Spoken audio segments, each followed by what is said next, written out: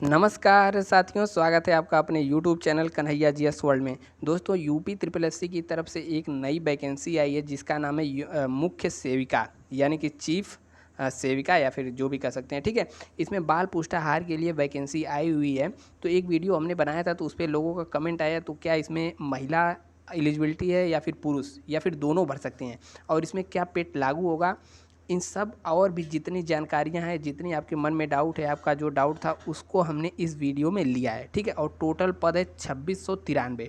तो आप वीडियो को पूरा बिना भगाए हुए, बिना स्किप किए हुए देखिए, आपका एक एक डाउट बचेगा नहीं।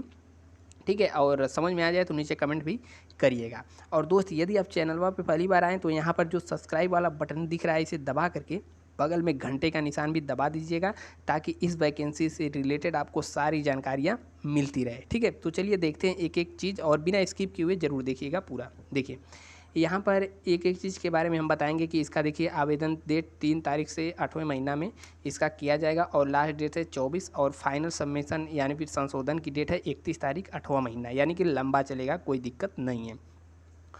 और इसमें देखिए कहा गया है, जो पद है हमने पहले ही बता दिया कि, और देखिए इसमें क्या महिला यानी कि मेल या फिर फीमेल दोनों अप्लाई कर सकते हैं, या फिर मेल, ठीक है, या फिर फीमेल, इसके बारे में आगे बात करेंगे। और उसके अलावा देखिए क्या इसमें पेट लागू होगा या फिर नहीं। तो यहाँ पर देखिए, यहाँ पर बड़ा मोटा हो गया भाई।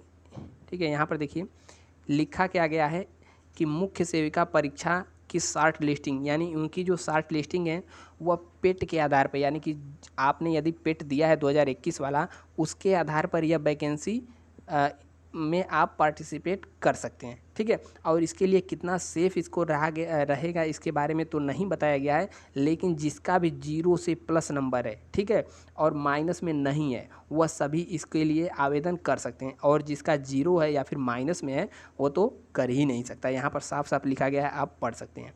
और उसके अलावा नीचे देखिए, नीचे चलते हैं, और दूसरा डाउट इसमें देखिए फीस को लेकर के। फीस एकदम 0 रुपया रखी गई है, यानी कि इसमें कोई भी शुल्क नहीं लगेगा आपका आवेदन करने के लिए। ठीक है, लेकिन जो ऑनलाइन करने का शुल्क रखा गया है मात्र 25 रुपये, यानी कि 25 रुपये, चाहे आप ओबीसी हों, जनरल हो, एसटी हो, एससी हो, विकलांग हो, कोई भी हो, 25 रुपये यहाँ पर आपको देना ही पड़ेगा सरकार को।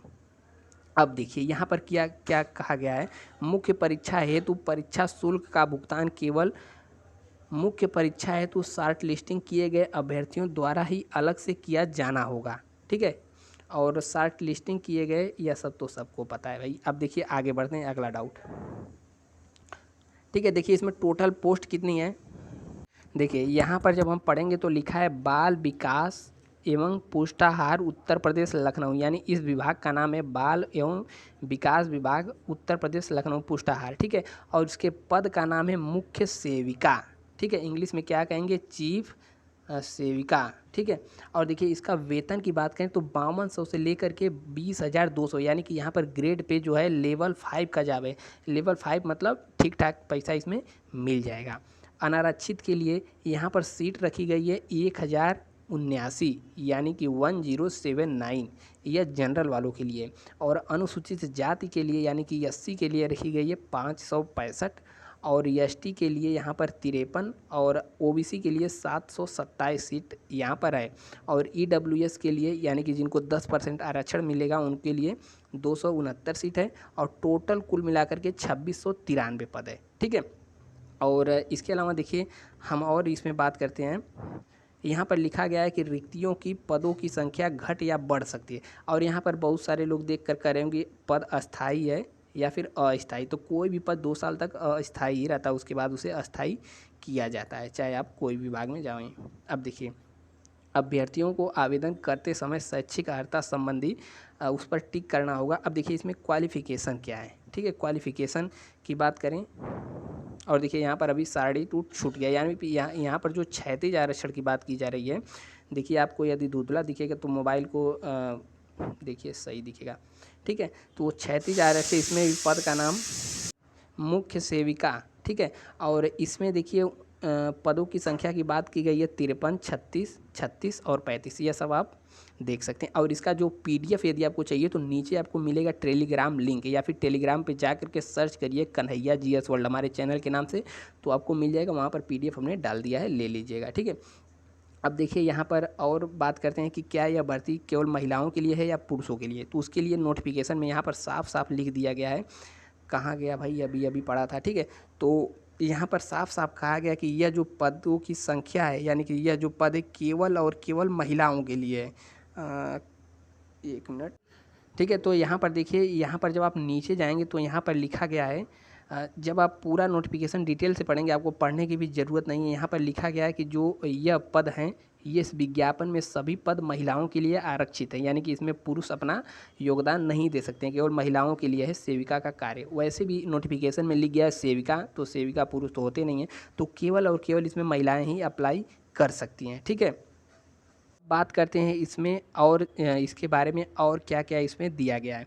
यहाँ पर आप पढ़ेंगे तो खिलाड़ियों के लिए उत्कृष्ट खिलाड़ियों के लिए 2% का आरक्षण, यानी कि आप नेशनल या इंटरनेशनल लेवल पर खिलाड़ी हैं तो आपको 2% का इसमें आरक्षण मिलेगा। और यहाँ पर भर्तियों की संख्या घट या बढ़ सकती है, तो हर भर्ती में यह लिखा होता है। अब उसके अलावा लोग पूछ रहे हैं तो इसमें शैक्षिक अर्हता यानी क्या चाहिए, उसके बारे में लोगों को लेकर बहुत कन्फ्यूजन है। तो ठीक है, देखिए शैक्षिक अनिवार्य अर्हता, तो देखिए मुख्य सेविका के लिए रिक्त पदों के लिए अभ्यर्थियों को निम्नलिखित में से एक शैक्षिक अर्हता चाहिए और अंतिम तिथि तक, यानी कि जब यह जिस दिन नोटिफिकेशन निकाला गया उसके अंतिम तिथि तक आपको धारण करना चाहिए। अब देखिए यहाँ पर क्या लिखा गया है, भारत के विधि द्वारा स्थापित किसी विश्वविद्यालय के एक विषय में, अब विषय कौन कौन सा है यहाँ ध्यान से सुनिएगा, या समाजशास्त्र या समाज कार्य या गृह विज्ञान, ठीक है, या फिर पोषण और बाल विकास के साथ कला में स्नातक, इन तीनों में से कोई भी आपके पास डिग्री है,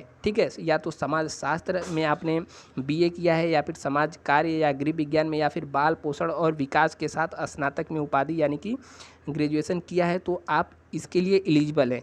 यह यहाँ पर सरकार द्वारा उसके समकक्ष मान्यता प्राप्त कोई भी उपाधि रखती हो, ठीक है, तो आप इसके लिए एलिजिबल थे।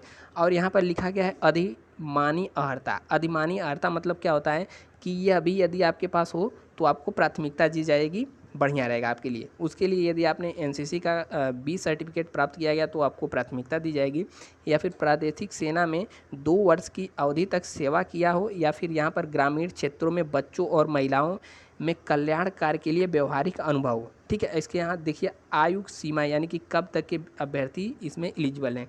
तो यहाँ पर देखिए 1 जुलाई 2022, यानी कि आपका जन्म तिथि 1 जुलाई 2022 तक आप 40 वर्ष से ज़्यादा के न हों, ठीक है।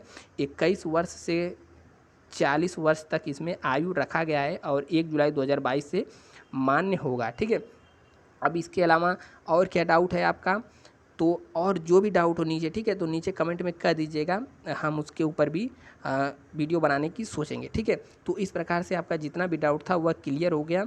और अभी तक यदि वीडियो देख रहे हैं तो यहाँ पर लाइक कोई का बटन है, इसके भी बिना छुए हुए दबाए मत जाइएगा। यदि समझ में आ गया है तो नीचे कमेंट भी कर दीजिएगा, ठीक है। और इसी के साथ मिलते हैं नेक्स्ट वीडियो में, तब तक के लिए जय हिंद। और पेट इसमें लागू होगा कि नहीं, तो पेट तो लागू होगा ही, उसमें साफ साफ लिखा गया है।